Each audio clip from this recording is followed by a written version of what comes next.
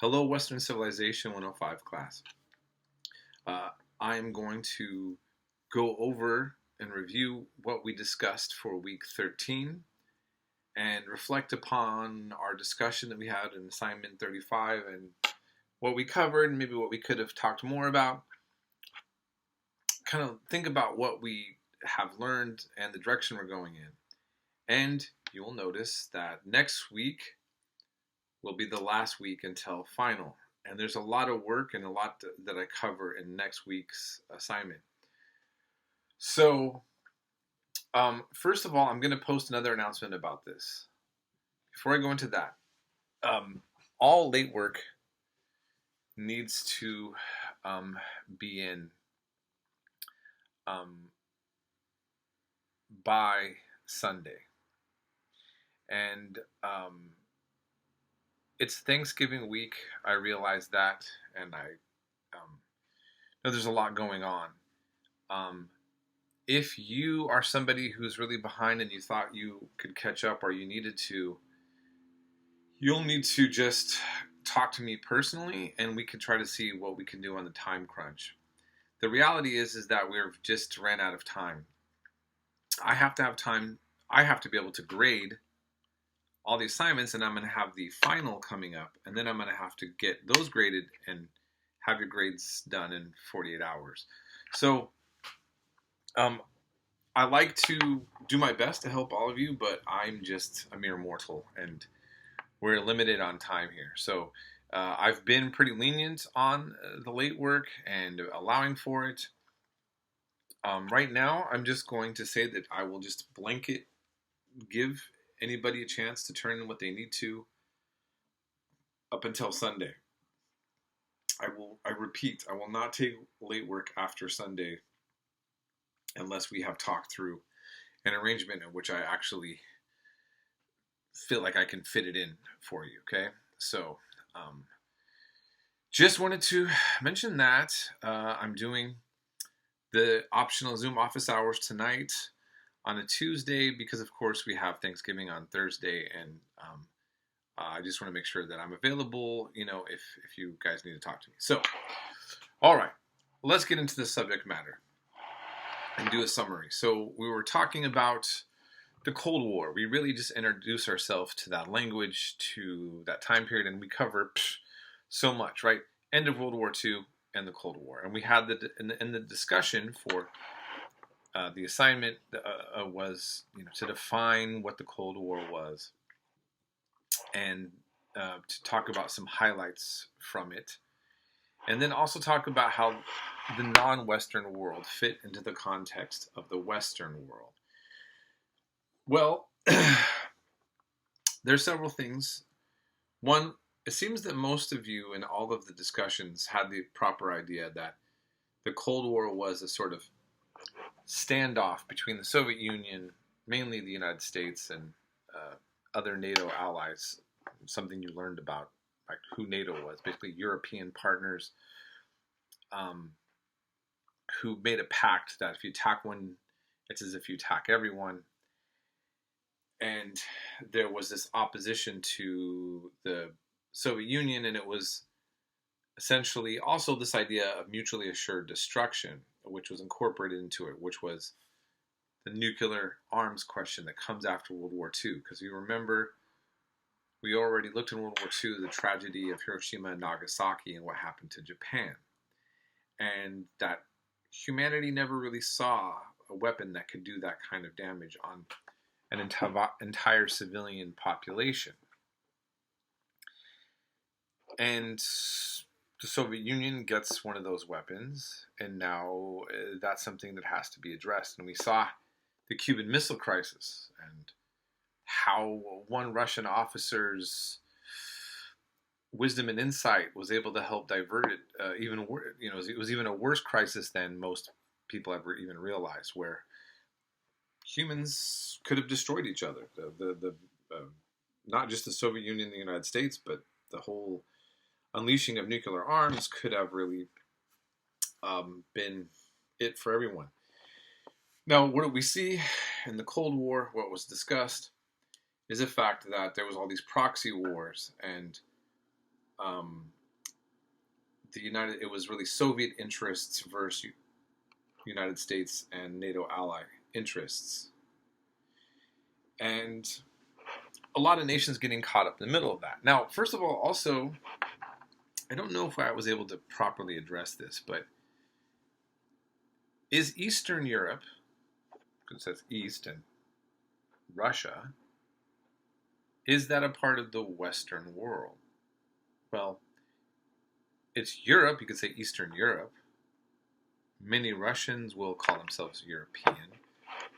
But the territory expands wide.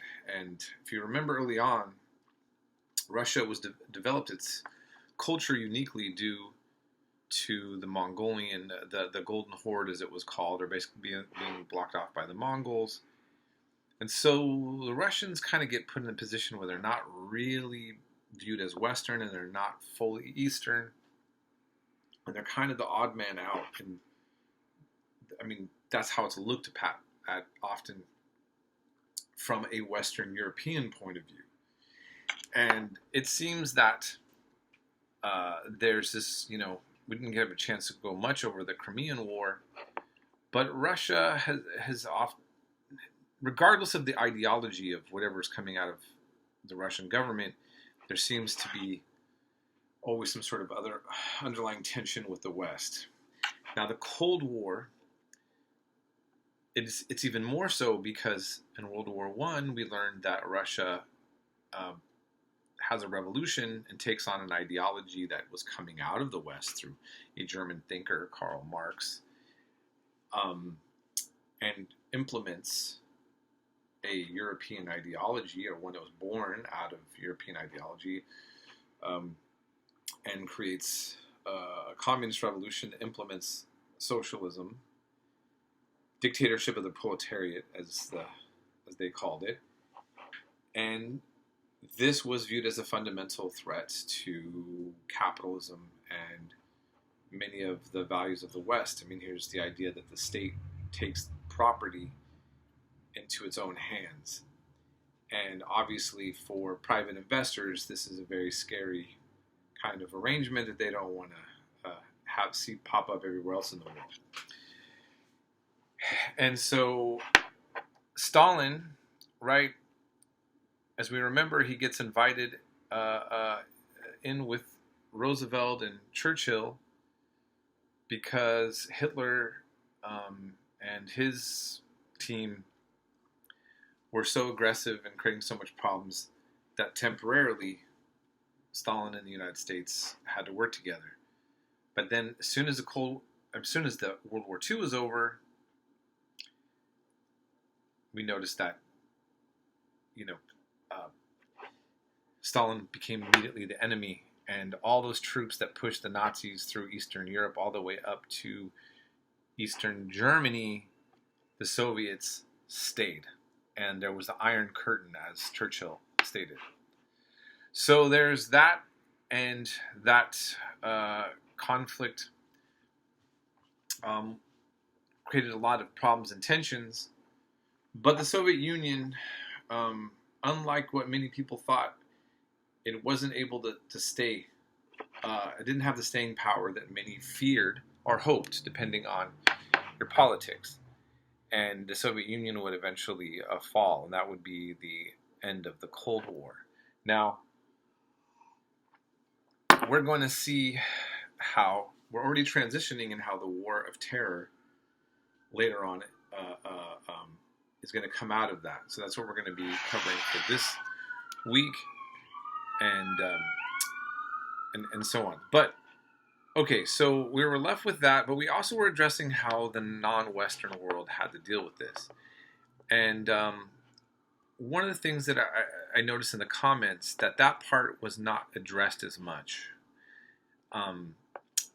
Now, in the reading links, I mainly dealt with Churchill's comments, but I talked about how India had a famine by Churchill. And that was, from World War II. Created where he stole grain from the British, took grain from Bengalis, and they got starved out for the benefit of the British troops. One of the reasons why I wanted to show that is that what we see is that when it comes to the way we think of World War One or we think of World War II, is that it's pure good versus pure evil. But already from the Indian continent's point of view, like in the place of like Bengal, it wasn't, things were not happening in their interest to it created a massive famine. And then to expand from there, much of the third world that we're going to see if you look outside the Western world that actually embraces communism, it's because they're under the totalitarianism of colonization by Western liberal capitalist democracies. In other words, Vietnam is going to be controlled by the French, and the French get to promote Vietnamese people that want to collaborate and make things good for them, give them wealth. But the majority of the wealth that will be extracted out of Vietnam and going into France. So that's coming from the so-called free world. And if you're a Vietnamese nationalist and you simply want to be free and have national liberation, the Western world is not going to give you that. So we had the Soviet Union, and also we had the case with China eventually is going to offer weapons and support and advisors to create independence against Western powers and Western interests. So it looks like our discussions, we covered quite a bit of the Cold War events well. I think mainly it was a little bit more of we didn't get as much discussion on how this was affecting the rest of other non-Western countries. And I think we're going to see more as we look to the last 2 weeks of class. We'll get a little better insight into the ripple effects of that and going into that. So, yeah, hopefully that's more clear and helpful for everyone. And if you have any questions, again, always feel free to contact me. And also, I'll be available for Zoom office hours.